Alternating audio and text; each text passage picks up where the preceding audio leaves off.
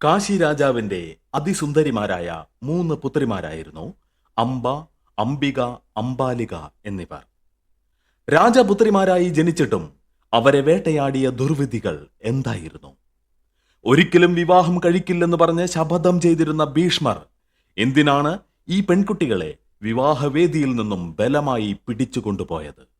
കാണുക അംബ, അംബിക, അംബാലിക എന്നീ 3 സഹോദരിമാരുടെ കഥ. ഇതുപോലുള്ള കൂടുതൽ കഥകൾക്കായി ഈ ചാനൽ സബ്സ്ക്രൈബ് ചെയ്യുക.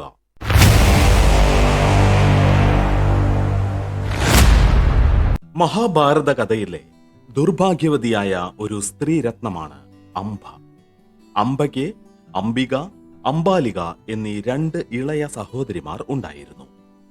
ആജീവനാന്തം അവിവാഹിതനായി ഇരുന്നു കൊള്ളാമെന്ന് ശപഥം ചെയ്തിട്ടുള്ള ഭീഷ്മർ കാശി രാജാവിന്റെ പുത്രിമാരായ അംബ, അംബിക, അംബാലിക എന്നീ 3 കൂട്ടിക്കൊണ്ട് ഹസ്തിനപുരത്തിലേക്ക് പോകുവാൻ ഉണ്ടായ സാഹചര്യത്തെപ്പറ്റി ദേവി ഭാഗവതത്തിൽ ഒരു കഥയുണ്ട്.